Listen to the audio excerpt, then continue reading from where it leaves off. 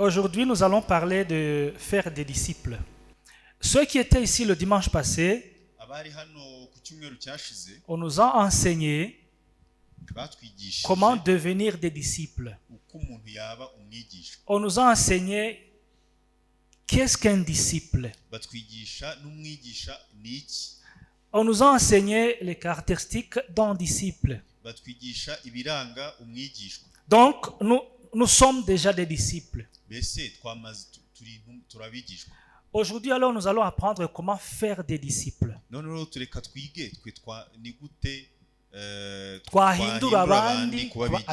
Yes. Nous allons lire dans 2 Timothée, chapitre 2, verset 2. umurongo wa kabiri. Rwandiko rwa kabiri Paulo yandikiye Timoteyo igice cya kabiri umurongo wa kabiri. 2 Timothée chapitre 2 verset 2. Rwandiko rwa kabiri Paulo yandikiye Timoteyo igice cya kabiri umurongo wa kabiri. Je lis au nom de Jésus. Et ce que tu as entendu de moi en présence de beaucoup de témoins, confie-le à des hommes fidèles qui soient capables de l'enseigner aussi à d'autres. Tu peux lire en Kinyarwanda. Ikinyarwanda reka dusome, haranditse ngo ibyo wanyumvanye imbere y'abahamya benshi ubimenyesha abantu bo kwizerwa bazashobora kubyigisha abandi. Amen. Amen. Ça c'est Paul qui écrit à Timothée. Uyu ni Paulo wandikiye Timoteyo. Il lui dit ce que tu as entendu de moi, aramubwira ngo ibyo wanyumvanye confie-le aux autres. ubihe n'abandi cyangwa ubyigisha Et abandi. pas n'importe qui. Kandi ntago ari buri wese. Des hommes fidèles abo kwizerwa qui soient capables de l'enseigner aussi à d'autres. bashobora kubyigisha abandi.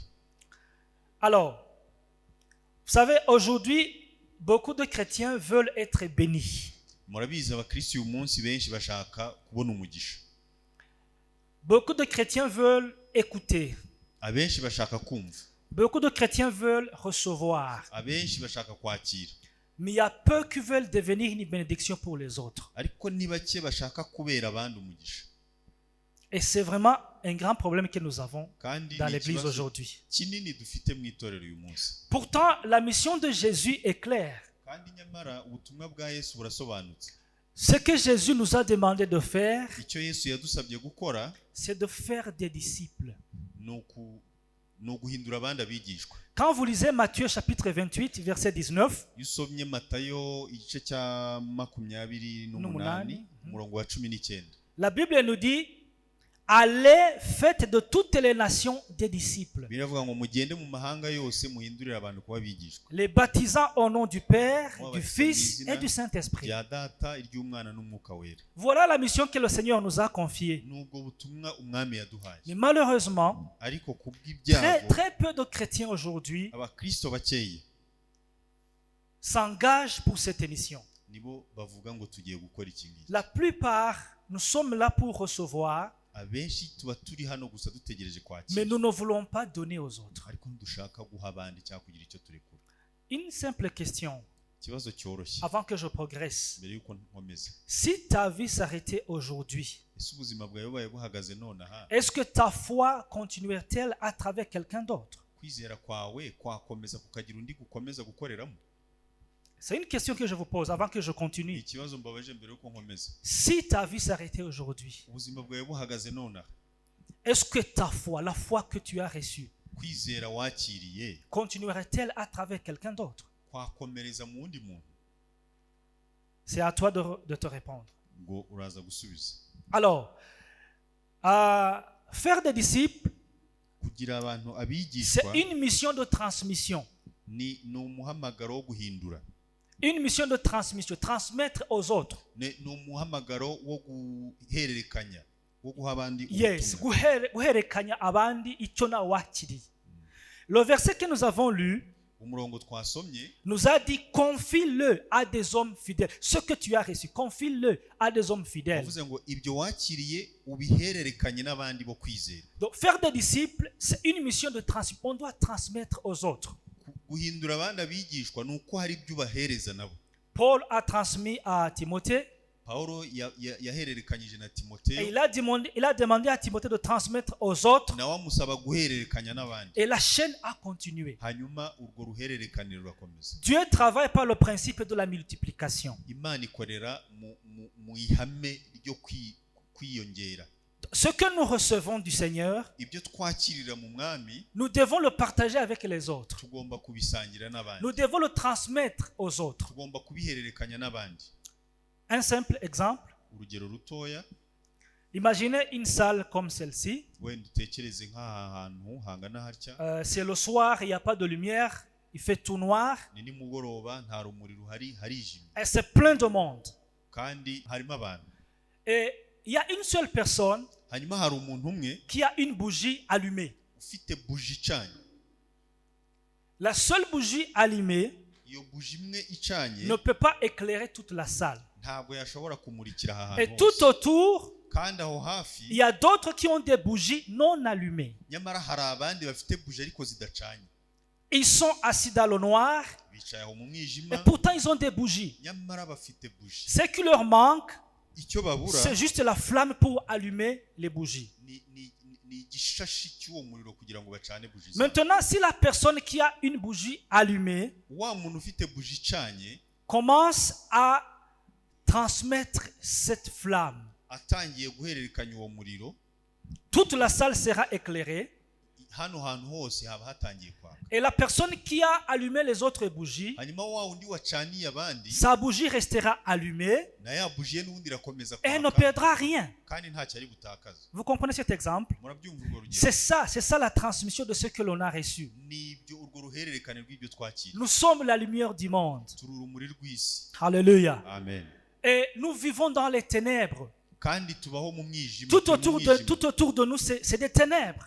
Ibitugose byose ni C'est des umwijima. bougies qui ne sont pas allumées. Ni buji zidacanye. Alors, moi qui suis la lumière, Njyewe uri urumuri je dois pouvoir transmettre cette lumière aux autres. ngomba kubasha guhererekanya urwo rumuri C'est ça, n'abandi. faire des disciples. Nicyo cyiswe guhindura C'est abandi une abigisha. mission de transmission. Ni inshingano zo guhererekanya. On doit donner aux autres ce qu'on a reçu du Seigneur. Tugomba guha abandi ku by'Imana yaduhaye. Vous savez, une foi qui ne se transmet pas finit par s'éteindre. Kwa kwizera kutagera ku bandi birangira kuzimye. Parce que, vous savez, on vit pour un temps. Kubera ko murabizi tugira igihe cyo kubaho. Et quand le temps qui nous est imparti est fini, on part. Kandi cya gihe twahawe iyo kigeze Alors, umuntu si aragenda. on n'a pas transmis la foi qu'on avait aux autres, Iyo rero utahererekanyije kwa kwizera mu bandi, la foi va s'éteindre. na kwa kwizera kurazima. N'est-ce pas? Sibyo se? Alors, nous avons une mission de transmission de ce que nous avons reçu aux autres. Ubwo rero dufite inshingano yo guhererekanya n'abandi icyo twahawe. Ça, c'est la première chose. Icyo ni icya mbere. Je répète, faire des disciples, c'est une mission de transmission. Guhamagarira abandi kuba abigishwa ni umuhamagaro wo guhererekanya. Ce que nous avons reçu, nous devons le transmettre aux autres. Icyo twahawe tugomba kugihererekanya n'abandi. Cette lumière que nous avons en nous, nous devons la transmettre aux autres. Urumuri ruri muri twe rugomba no kugera ku bandi. Et quand je parle des autres, Iyo mvuze abandi, il ne faut pas penser très loin. twirirwa unatekereza kure Il faut cyane. commencer par ceux qui sont autour de toi. Ni ukutekereza cyangwa se ugahera ku bari kuri hafi. Dans ta famille, Umuryango wawe, les collègues au travail, abo mukorana, tes amis étudiants, inshuti zawe mwigana, les voisins. abaturanyi. Il faut commencer par ceux qui sont autour de toi. Hera hafi yawe. Transmets la lumière Uhererekanye n'urwo rumuri. et il va continuer à aller plus loin.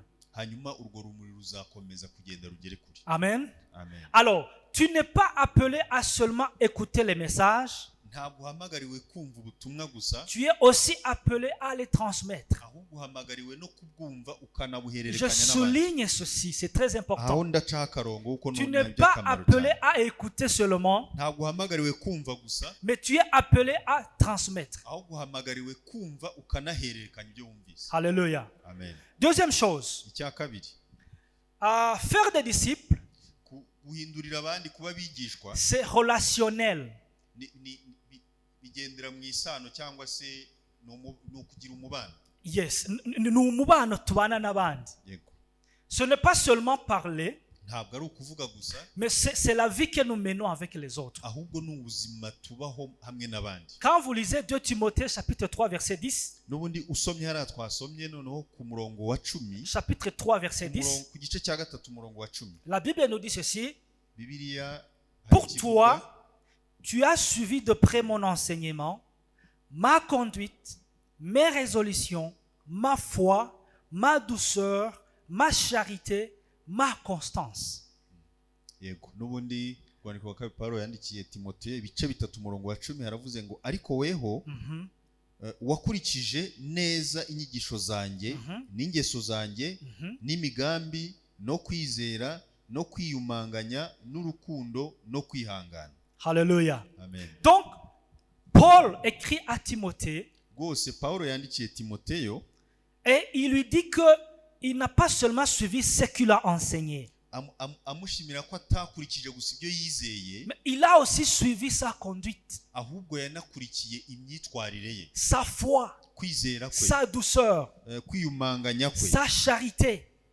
urukundo rwe. Alléluia. Amen. Donc Timothée n'a pas seulement entendu Paul parler, mbese Timoteyo ntabwo yumvise Pawulo avuga mais gusa, il a vu sa vie. ahubwo yabayeho ubuzima bwa Pawulo. Il a vu la vie que Paul menait. Ahubwo yabayeho ubuzima Pawulo yagenderagamo. Alléluia. Amen. Donc nous devons enseigner par des paroles, bien sûr, Yego tugomba kwigisha tuvuga, mais nous devons aussi enseigner par notre comportement, ariko tugomba no kwigisha tunakora mu buryo bwiza, notre façon de vivre. mu buryo tubaho, Pour faire des disciples, kugira ngo duhamagarire abandi kuba nous devons bigishwa. leur enseigner par notre façon de vivre. Tugomba no kubigishiriza mu buryo tubayeho. Et c'est là où il y a un grand challenge, ou un grand défi. Naneho harimo ikibazo gikomeye cyane, Parce que nous aimons parler, kuko dukunda kuvuga, mais nous ne vivons pas ce que nous parlons. ariko rwose ntabwo tuba ibyo tuvuga. Et d'ailleurs, il y a une citation, Ndetse hari nk'akagani cyangwa imvugo, je ne sais pas qui a dit ça. sinzi uwabivuze, Très souvent, on dit que c'est...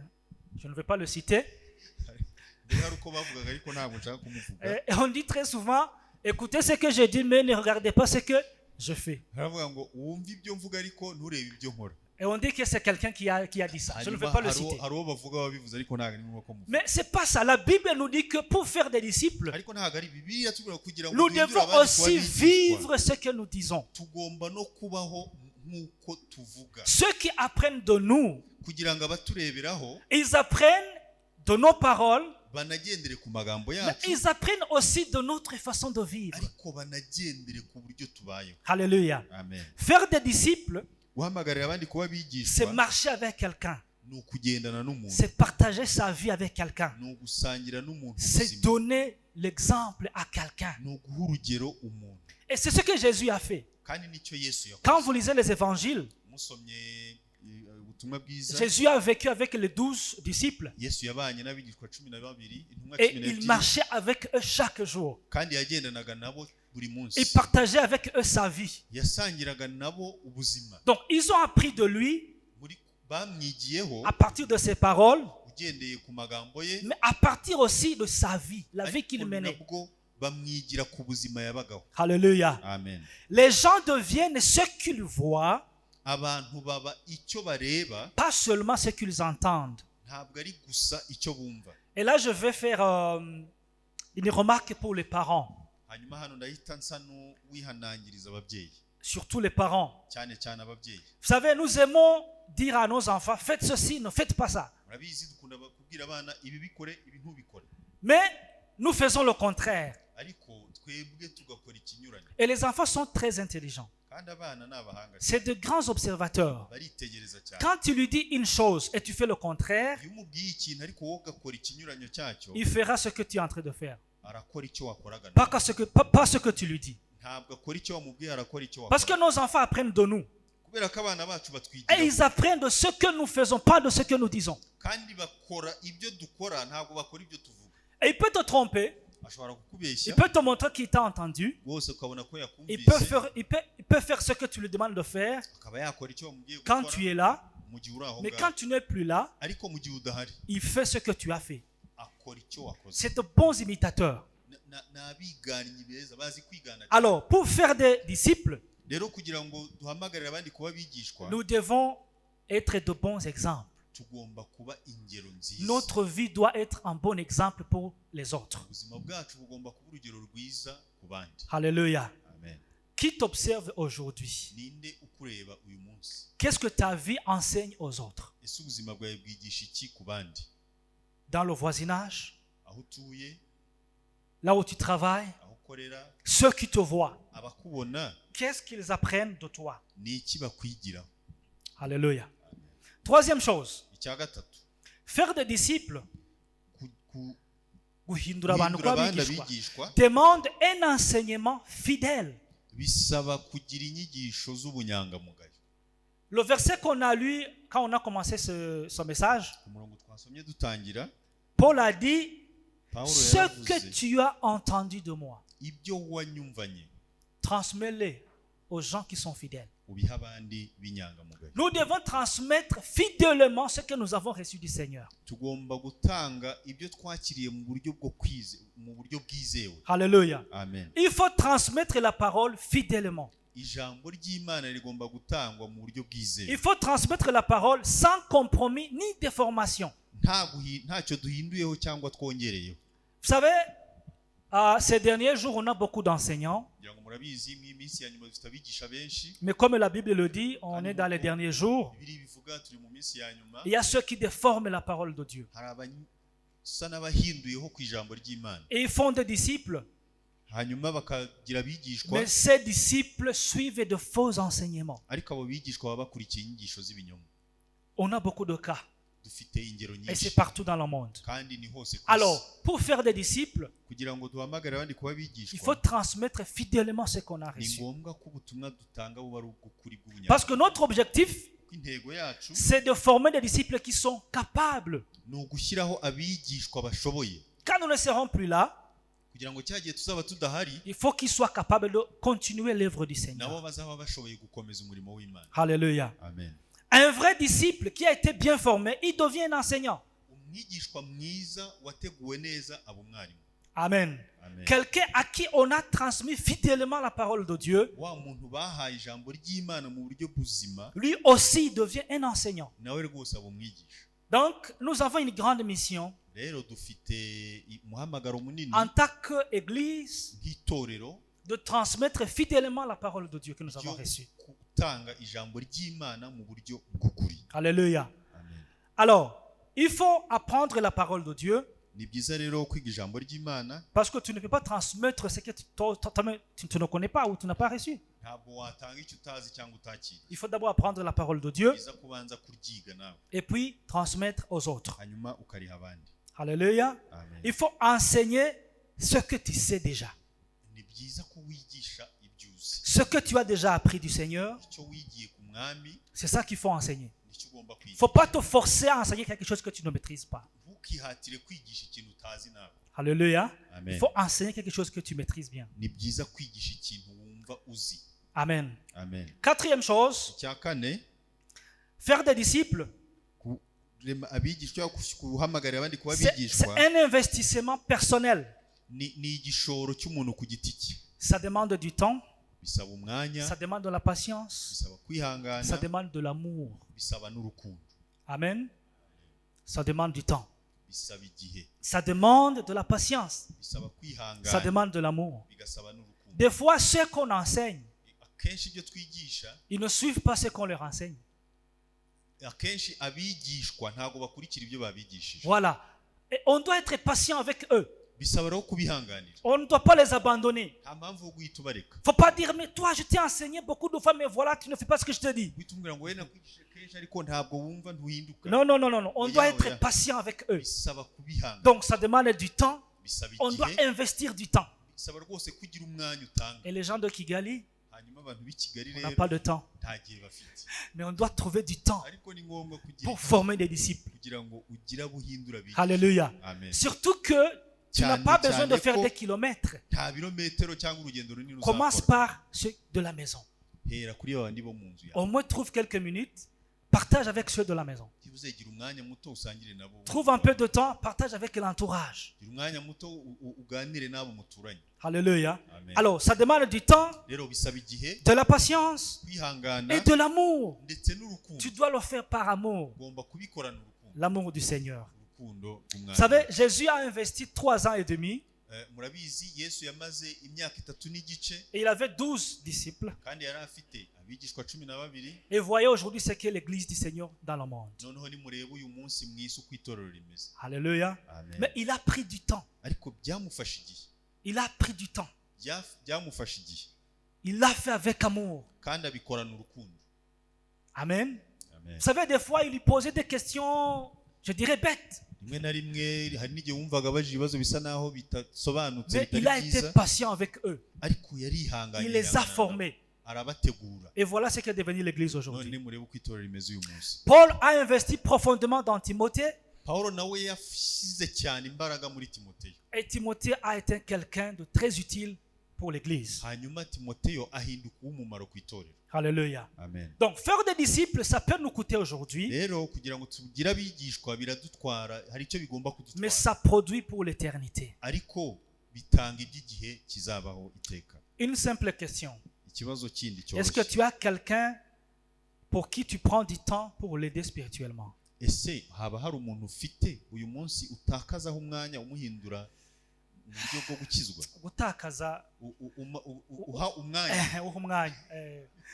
Gutakaza ni ikintu negative cyane. ufite umuntu uha umwanya wawe kugira ngo umuhindure. Yes. Est-ce que tu prends vraiment du temps pour quelqu'un afin qu'il soit transformé? Ufite umuntu uha umwanya wawe kugira ngo ahinduke, Juste une seule personne. umuntu umwe wenyine. Et vous savez, ce qui me fait mal, Ndetse ikimbabaza nge c'est parce que nous mettons beaucoup de temps à faire du n'importe quoi, ni uko dufata umwanya mwinshi tunakora ibintu bidasobanutse, faisant cyangwa des se choses bidafite qui n'ont même pas d'importance, ukaba wakora ibintu bidafite akamaro, alors qu'il y a l'essentiel qu'on devait faire, kandi hari iby'umumaro twagakoze. transmettre la foi aux autres. Guhererekanya kwizera kwacu mu bandi. Alléluia. Amen. Avant que je finisse mon message, Mbere yuko nsoza ubutumwa, je veux parler du profil d'un disciple. ndashaka kugaragaza ibiranga umwigishwa. Le disciple que tu dois former. Wa muntu ugomba guhindura n'ibiki bimuranga. Le verset que nous avons lu nous a parlé des hommes fidèles et capables. Aho twasomye hatubwiye abantu bo kwizerwa kandi bashoboye. Nous devons former des hommes fidèles et capables. Tugomba gutegura ba bantu bizewe kandi bashoboye. Des hommes qui sont sérieux. Basobanutse. Des hommes persévérants. Bihangana. Alléluia.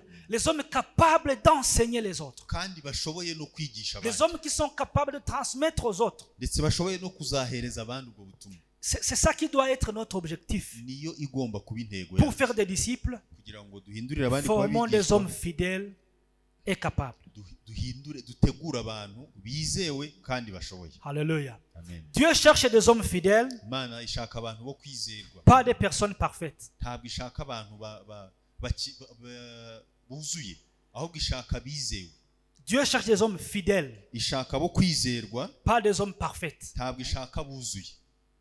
Donc notre mission, Rero icyacu c'est de transmettre aux autres ni uguhererekanya n'abandi, et avoir des hommes fidèles. hanyuma tukabona abo bantu bo kwizera. Alors pour conclure mon message, Hanyuma dusoza,